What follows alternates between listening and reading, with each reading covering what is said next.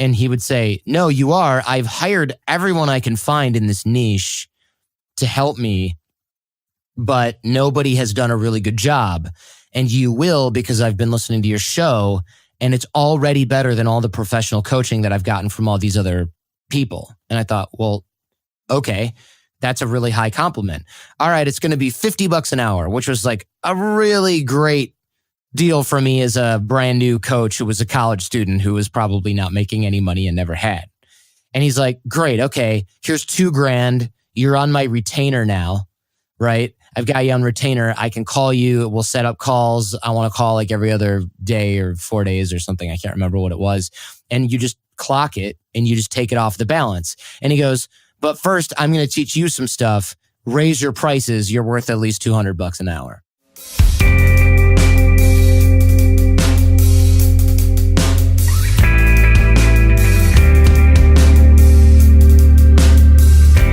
This is Love Your Work. On this show, we help you achieve success on your own terms. This is about living a balanced life. This is about living and working according to your values. This is about making money through things that make you happy. At the same time, this is about finding the grit to persevere when you meet a challenge. I'm David Connelly. I've been an independent creator for more than 10 years. I've written a couple best-selling books, Design for Hackers, and now The Heart to Start. If you're new here, welcome. Again, I'm David Connelly. If you want to join us here on Love Your Work every Thursday, please hit subscribe on your podcast's app. Our guest today made an unusual career change. He started out as a lawyer. You heard about another lawyer who made a career change, Jodi Ettenberg, back on episode 23. Jodi became a food and travel writer. Jordan Harbinger did something different. He quit his job as a lawyer to become a podcaster, and a very successful one at that. If you listen to podcasts, you've probably already heard The Art of Charm. Jordan examines relationship building and networking to be more effective in business and in life. And The Art of Charm received a brief mention here on Love Your Work when Hollywood set designer JP Connelly shared his favorite podcasts on episode 91. In this episode, Jordan will share, law is a prestigious profession with a rich history, so did Jordan hesitate to start podcasting instead? Jordan has interviewed folks such as Shaquille O'Neal, Larry King, and Robert Cialdini. How does he connect with influencers? And how can you do the same? When it comes to building a platform such as a podcast, what really makes a difference in growing the show? You may have seen the quick bonus episode I put up, or maybe you're listening to this in the future and that episode is gone.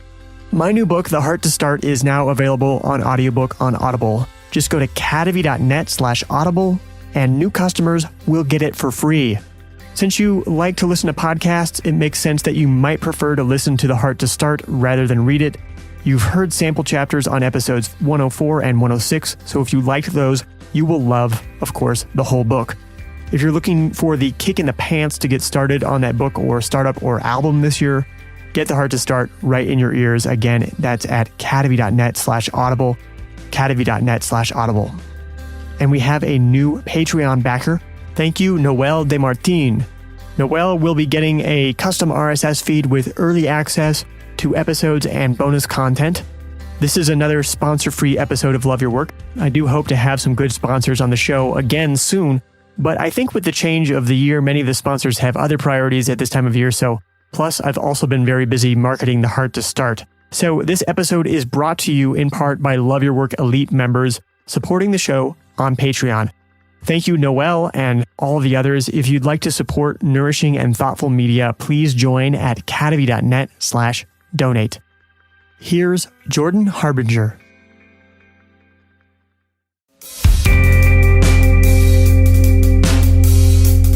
I'm here with Jordan Harbinger of The Art of Charm.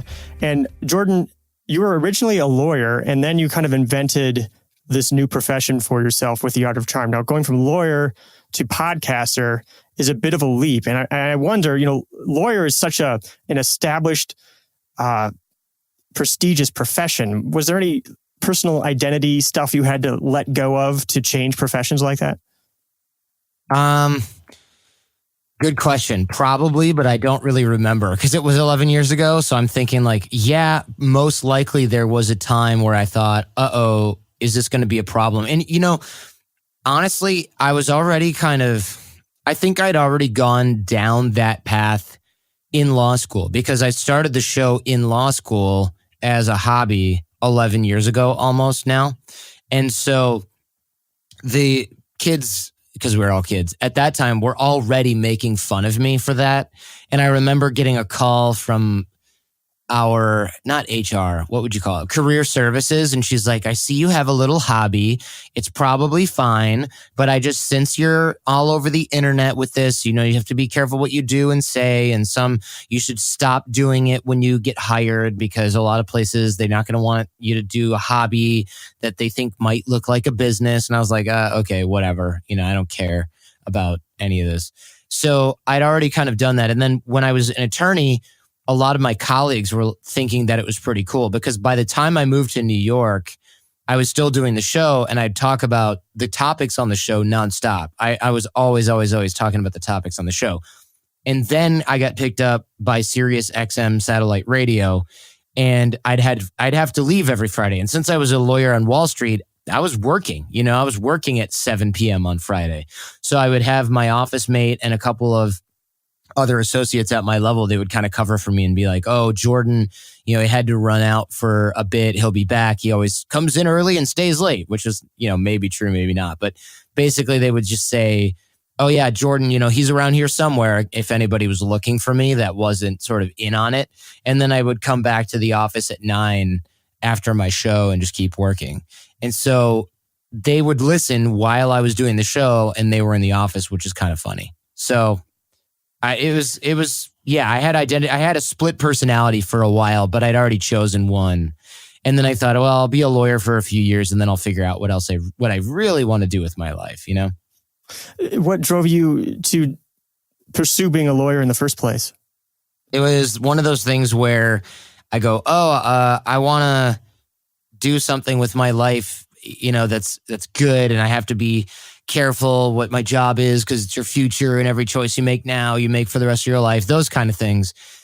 And frankly, yeah, there was not a whole lot of thought put into it. It was just kind of like, okay, I don't have anything else to do. I can't get a real job. Nobody's hiring. This is terrifying. Oh, more education is the solution to this. Well, and I imagine a lot of your classmates were like this. A lot of lawyers, like, they take a lot of pride in being a lawyer, and it's a huge part of their identity. Did you see much of that? And that apparently was not you. Yeah, no, I wasn't like, I'm so wrapped up in the law. How am I going to change? No, I was like, this is stupid. I just do it for a check. Everyone here kind of hates it.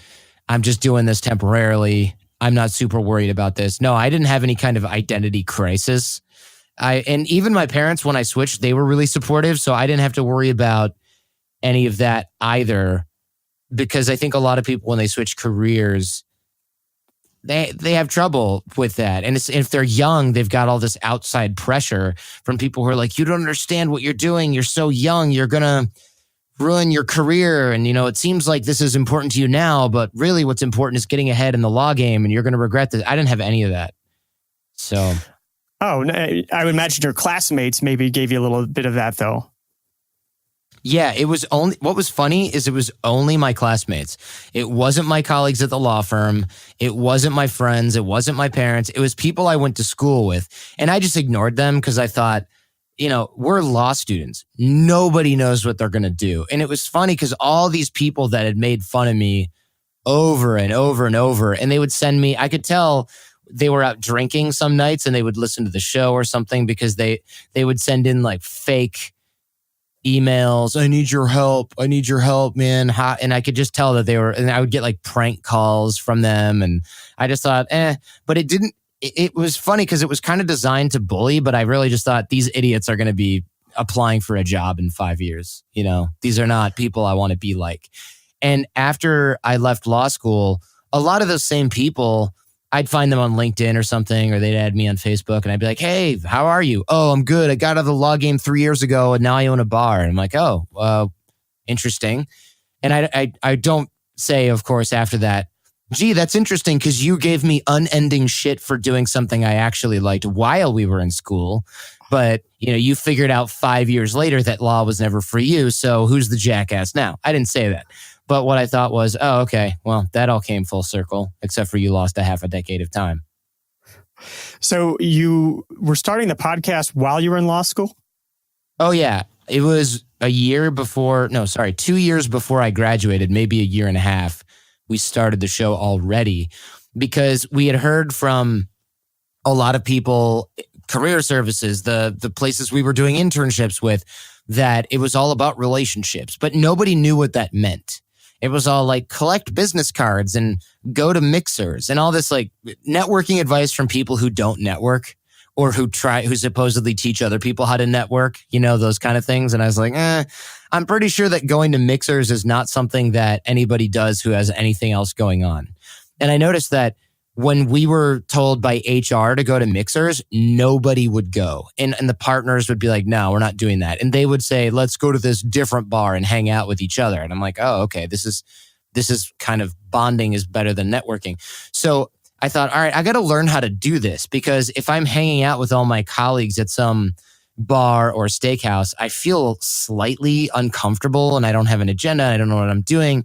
And certainly when I go to some professional mixer where it's not people I see every day, I have no clue what I'm doing. So I've got to figure this out.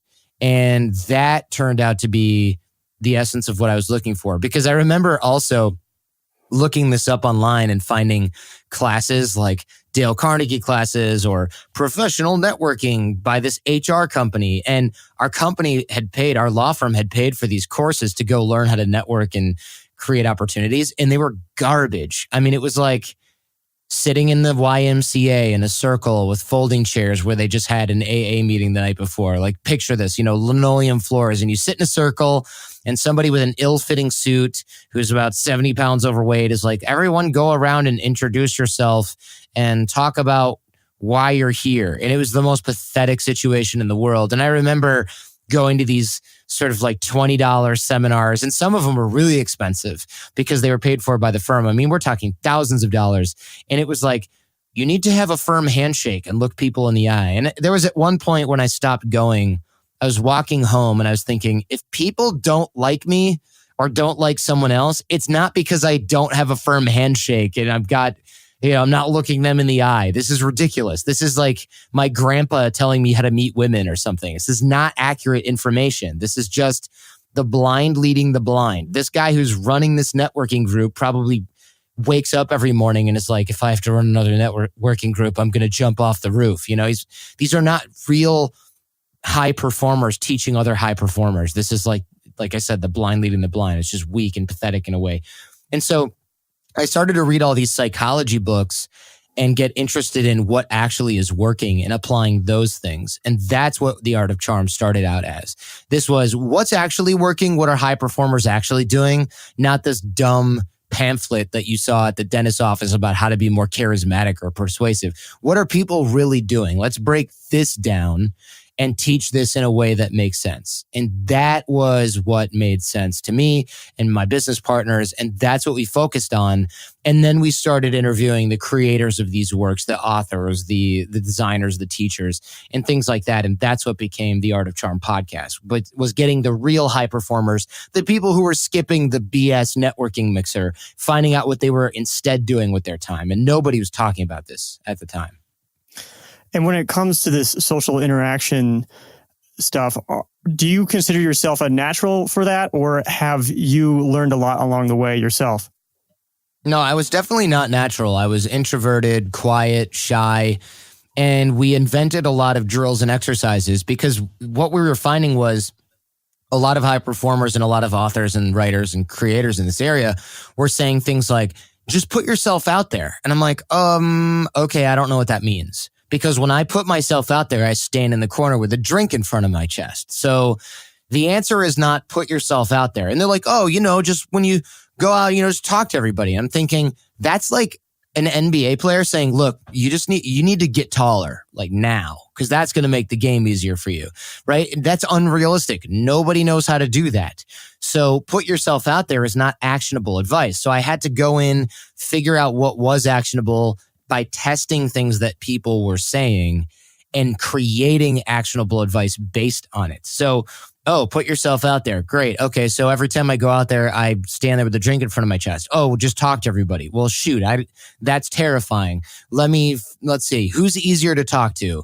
All right, let's talk to some older people. Let's talk to the bartender and the server because they're paid to talk to you anyway. Let's show up when it's not as crowded. So all the staff is kind of bored. Then they're more likely to talk. Okay, that helps shake the rust off. So I started to come up with little baby steps, one of which was wearing a kangaroo suit. And these types of crazy, the more outlandish drills, the more sort of insightful stuff, the more insightful results we got.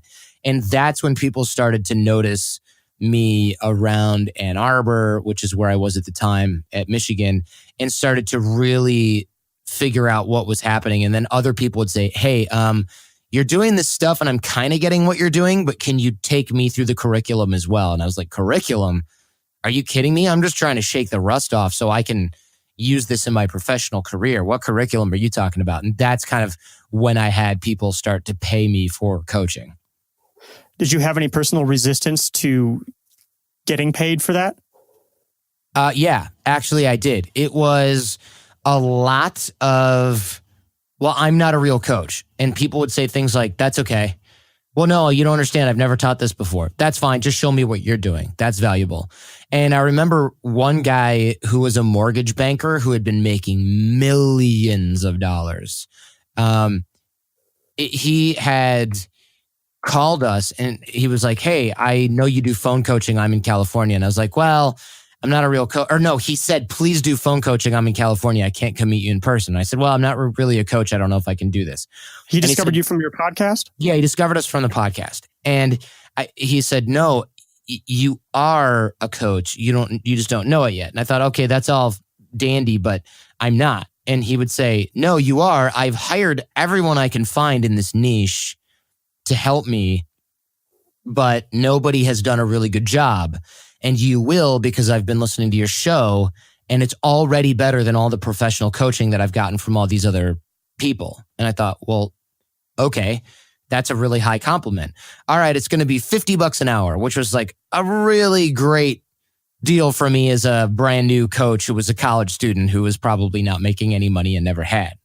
And he's like, great, okay, here's $2,000. You're on my retainer now, right? I've got you on retainer. I can call you. We'll set up calls. I want to call like every other day or 4 days or something. I can't remember what it was.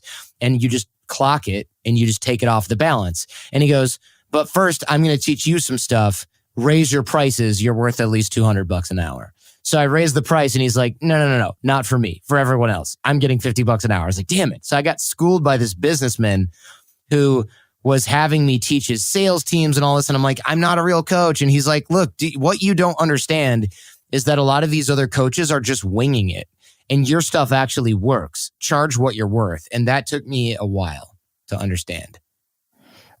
And it sounds like that guy really, really helped you out there. Did you think that you would have figured that stuff out on your own without him? It would have taken me a long time. I'd have been doing a lot of, all right, now it's $58 an hour. I don't know. I just would have taken forever to do it. And I remember my business partner at the time, AJ, he's still my business partner, but way back then he also was. I sort of tried to explain this to him and he just kept charging $50 for himself. And I was like, no, you have to charge more. And he's like, well, I already put $50 on the website and I already told some people that it was $50 and I don't want to charge some people more than others. And I was like, no, you have to. And he eventually quit. And the reason was, well, I'm just not making enough money doing this. And I thought, well, duh, because you're not charging what you're worth, of course. So it was like he got caught in the trap where he wasn't charging what he was worth, but he also didn't want to raise his prices because of all the, like you said, resistance. And that's when I sort of realized that I had learned an important lesson because I understood that I had to charge what I was worth and he was afraid to do it. It didn't look like fear at the time. It looked like his excuses were legitimate, that he didn't, he'd already told some people and he didn't want to have to change the website and all this other stuff. But really it was just fear. He didn't want to try to charge too much and then have people say no or have people get mad. And he didn't want to have to sell himself. So that was an interesting lesson for me because I'd been doing the exact same thing until one of my clients, our first client, slapped slap that idea out of my head. I'd love to hear how some of these social skills and relationship building skills have helped you in podcasting. Selfishly, as a podcaster, I'm always trying to get big guests on. Who was like the first big guest where you're like, wow, I can't believe I got this person on my show? And how did that happen? The first big guest where I couldn't believe that somebody was on my show. Let me see. I mean, now you've interviewed Shaquille O'Neal, Brian Koppelman, creator of Billions, many other people, but kind of your first one. Yeah, good question. I'm not sure. I had a long time ago. Well, we had Dog the Bounty Hunter. Remember that guy? That was like early on.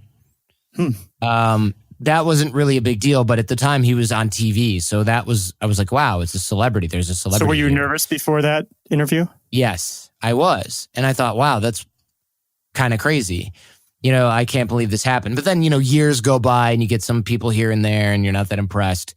But I don't know, A-list, several years ago, we had Larry King come on, which was a big deal because his assistant was a fan of the show and other people had mutual connections. So he got recommended to do it. And I was like, wow, I'm talking to somebody who's interviewed 60,000 people, more probably. And then suddenly he's on my show, kind of probably thinking, what the hell am I doing here? What the heck am I doing talking with this kid? I'm too old for this. What am I doing? And that was it. And I remember being freaking out. And he was kind of tired. And I was like, oh, I don't know how to handle this. It's all my fault if this goes poorly. This is like probably 5+ years ago now. So I remember that. I'm sure there were people before that have made me nervous. There certainly have been, since. But that was one where I thought, oh, I'm so glad this is over the phone because I'm freaking out right now. Was there a certain point in time where you felt like you really hit an inflection point where you felt like you first said to yourself, oh, okay, I've got this. I can figure out how to get a hold of somebody and how to persuade them or convince them to be on the show? Yeah, there was a time at which I realized that pitching for guests was a sales job. And once I accepted that and I could learn sales techniques to get people to come on the show, it became a lot easier because before it was like, oh, you've got to get big. And also simultaneously learning that it was a sales job, I also learned that it didn't matter. Because right now there's this trend in the podcast community, especially where it's like, oh, you've got to stand on the shoulders of giants. You've got to get big names and then you'll get people listening to your show. And frankly, it's really not true. Maybe when you're brand new, getting somebody on that's respectable and that their name is recognizable would be a big deal because people might click and listen where they normally wouldn't. But once you get to a certain point, it really doesn't matter at all. It really doesn't matter. Like if I have somebody on the show, there very few people, unless we're talking A-list celebrity, are going to come on the show and listen and become regular fans because I had someone on there. Now, if I interview Russell Brand, Shaquille O'Neal, I'm going to get new fans. But if I have somebody who's one rung higher on the ladder than me and on the internet, it's not going to make a damn bit of difference. So it was really liberating because it became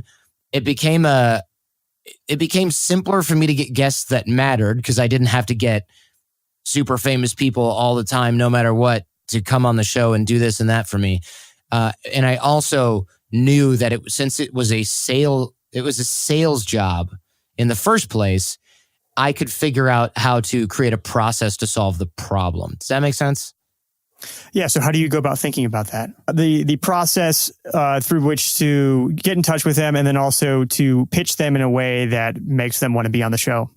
Yeah, you have to frame things, and this is also going to sound super obvious, but it's you're framing things in a way that is value for the guest, and also, frankly, look, there's no shortcut to this. What I knew was, I talked to a lot of press people, and I was like, hey, can we have a frank conversation? What's going to make this work? And they were like, look, we're looking at numbers. I don't care that you've had so and so on. These are all book launches. We're looking for A-list names that I recognize. I'm not going to go Google somebody and they're a big YouTuber or something like that. And then da-da-da. No, they want to see the numbers. They want to make sure there's ROI. They sit there. Good PR people have spreadsheets, right? They're like, how many impressions are we going to get? What's the impact that we're going to get here? And that became really important. So I started focusing on that because I think a lot of people on the web, when they're starting like a thought leader business, they do this thing where they think, okay, I need to look like I have a lot of stuff going on. Instagram followers and Twitter followers and all that stuff works to a degree.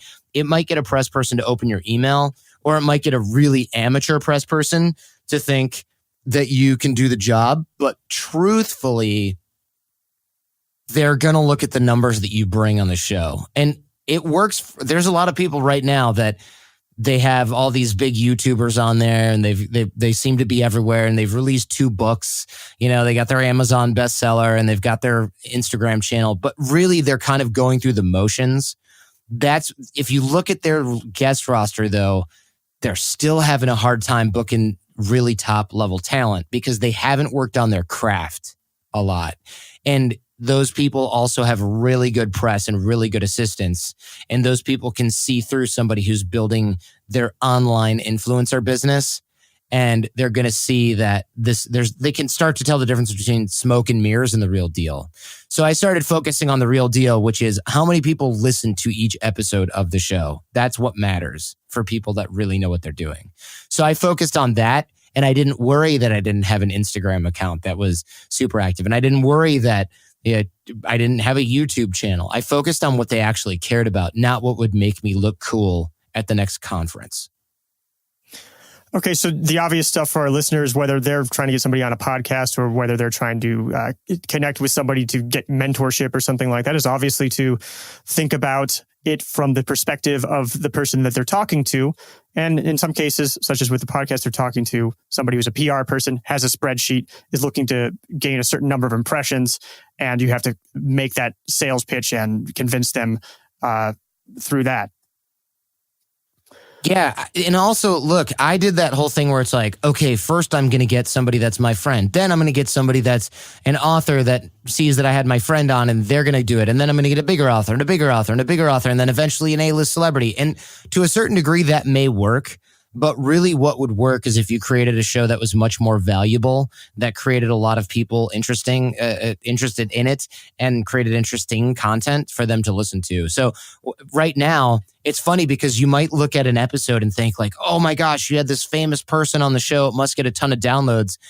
It might.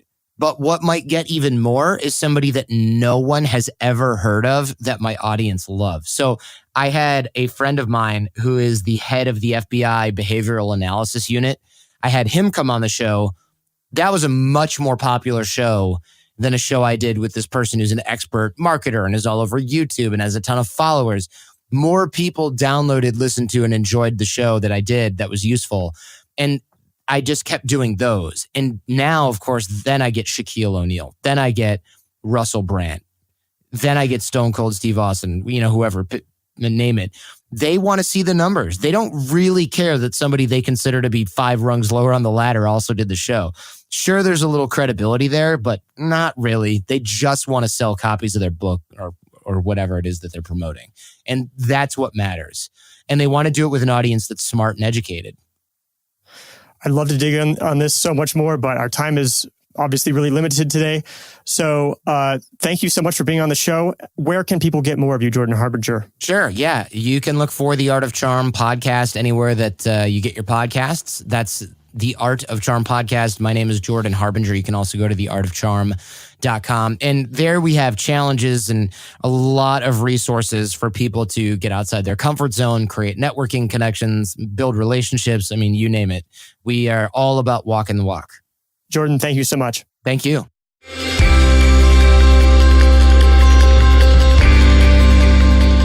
And I hope you enjoyed that conversation with Jordan Harbinger. His show, The Art of Charm, really is one of the best podcasts out there. The conversations are well polished and the guests are fantastic. So go ahead and give it a listen. Is Love Your Work helping inspire you to pursue the life and work that you love? If so, I could really use your help. This show takes work and it takes money to make. To keep making the show and to keep it free for everyone, it needs your support. Besides subscribing and reviewing the show, there's one big thing you can do to help, and that is to donate. I work to make this show nourishing and thoughtful. In an economy that's all about grabbing attention, this is not the short route to success. If you believe in Love Your Work's message of living a balanced life and finding fulfilling work, please join Love Your Work Elite, hosted on Patreon. Patreon is a platform that lets you support creators like me, vote with your dollars, and keep Love Your Work going. You're going to get bonus content and a discount on Love Your Work merchandise. Learn more at lywelite.com. That's lywelite.com. Love Your Work is brought to you in part by top Love Your Work Elite members such as Arif Akhtar. This has been Love Your Work, and I'm David Cadavy. The theme music for this show is At Sea by Jorena from the album About Everything and More by arrangement with Deep Elm Records at deepelm.com. Love Your Work is a production of Cadavy, Inc.